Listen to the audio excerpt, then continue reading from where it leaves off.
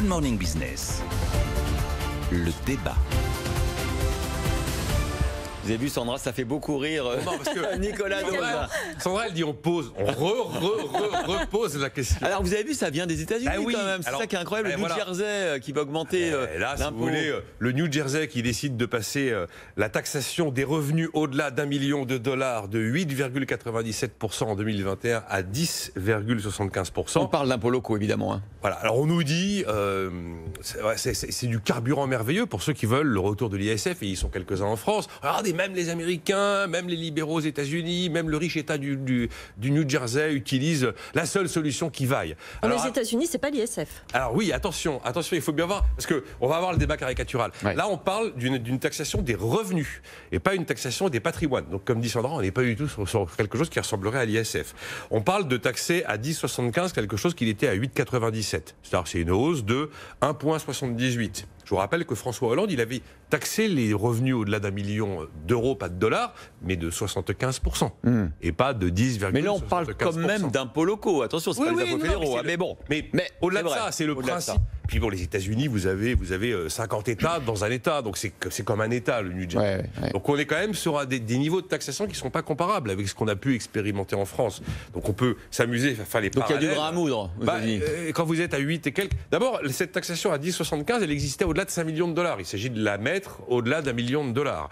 Après, on voit bien que ce n'est pas une décision qui est guidée par de l'idéologie. Le New Jersey est l'un des États les plus frappés par Covid.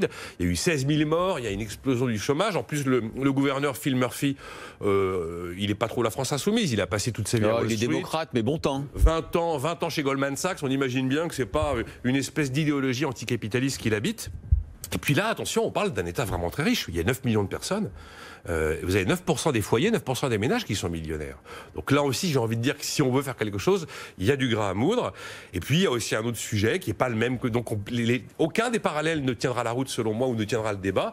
C'est que le sujet des inégalités aux États-Unis est un sujet vraiment criant, comparé à un pays comme la France, qui a probablement le système de redistribution le plus généreux de la planète. Donc dire « Ah, les Américains le font, donc bien sûr on doit le faire », attention au raccourci, ce serait trop simple. On connaît quand même les tentations des politiques français. Le débat ne va pas manquer de vriller comme vous, comme vous le dites. Moi, si je m'appelle la France Insoumise et si je vais au micro de n'importe quel média, je vous fais toutes les raisons qui font qu'on doit le faire parce que les Américains donnent le signal. J'ai bien peur que ça aille jusqu'à la République en marche. Si jamais il faut faire un petit geste, c'est possible que ça aille au-delà de la France Insoumise. Oui, on est d'accord. Mais regardons les situations telles qu'elles sont et toutes les différences qui font que le copier-coller n'est pas si simple. Jean-Marc Daniel doit être bouleversé par ce vent mauvais qui vient des États-Unis. Oui, je ne suis pas totalement surpris. Les États-Unis sont une démocratie et dans toute démocratie, il y a toujours des démagogues, des sadofiscalistes, des gens qui veulent persécuter la minorité la plus riche. En l'occurrence, le gouverneur du New Jersey, c'est pas un sadofiscaliste. Enfin, c'est un démocrate. C'est pas parce qu'on a été à Wall Street qu'on est tout le temps habité par la sagesse et la réflexion économique. Donc pour vous, c'est une hérésie même de passer de 8 à 10 l'impôt local ? Je dirais trois choses par rapport à ça. La première, c'est bienvenue dans le Connecticut. C'est-à-dire, si vous voulez, c'est l'État d'à côté. New York, d'ailleurs, a dit aussi qu'il n'augmenterait pas. Il n'augmenterait pas. C'est aussi un démocrate.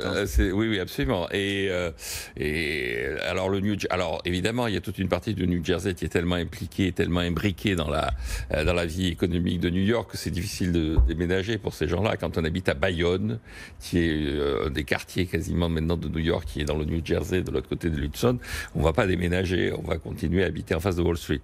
Mais néanmoins, je pense qu'il arrive un moment où, si la pression fiscale augmente, la tentation sera assez grande de quitter les lieux. Mais vous êtes sûr, parce que vous avez vu le patron de JP Morgan qui dit c'est une bonne idée, il faut taxer les riches, surtout ne faites pas d'ISF, mais sur les revenus, pourquoi pas ? Oui. Alors la deuxième remarque que je ferais, c'est qu'effectivement, il y a une tradition aux États-Unis qui consiste à maintenir des taux très élevés sur l'impôt sur le revenu.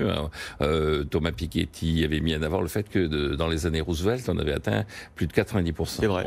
Attention à l'assiette. Oui. Attention à l'assiette de cet impôt. Oui, et surtout ce qu'avait démontré l'administration Kennedy, c'est Kennedy qui était un démocrate, tout aussi démocrate et tout aussi de gauche que l'actuel gouverneur de Phil Murphy, l'actuel gouverneur du New Jersey. Il avait dit il arrive un moment où on crée une telle pression fiscale que les gens trouvent le moyen de l'y échapper. Et il avait fait faire un recensement de tous les gens qui payaient le taux le plus important, il n'y avait plus personne. Et donc Kennedy avait dit, avec ce genre de décision, on fait davantage la fortune des conseillers fiscaux que celle de l'État. Ouais, sauf que, encore une fois, il y a pas mal de millionnaires qui réclament d'être taxés aux États-Unis. Oui, il y avait le mouvement en juillet, les 83 millionnaires. Très bien, mais il peut faire des chèques de façon spontanée. Et la dernière remarque que je ferai, c'est un principe fondamental. Les riches, c'est une petite minorité. Et vous savez, depuis, mais même depuis le XVe siècle, ça avait été un des débats, ce qu'on appelle dans la praguerie, qui était une révolte de la partie la plus riche de la population contre Charles VII. La démocratie n'a de sens que si elle n'est pas le moyen pour la majorité d'assurer une forme de dictature sur la minorité. Par définition, les riches ils sont moins nombreux que les pauvres. Et donc, la tentation naturelle de tout mécanisme qui se dit démocratique, mais qui en réalité ne l'est pas, c'est d'utiliser cette majorité fonctionnelle que l'on représente pour assommer sur le plan fiscal la minorité des plus aisés. Donc, je crois qu'il faut être assez prudent. Je pense que ça n'ira pas très loin, d'autant plus que l'enjeu, c'est de verser $500 à la partie la plus défavorisée du New Jersey. C'est pas une réponse à la Covid. C'est pas en versant $500 qu'on calmera le virus. 1,8 doses, c'est pas de la dictature fiscale. Merci, messieurs Jean-Marc Daniel, Nicolas Dose.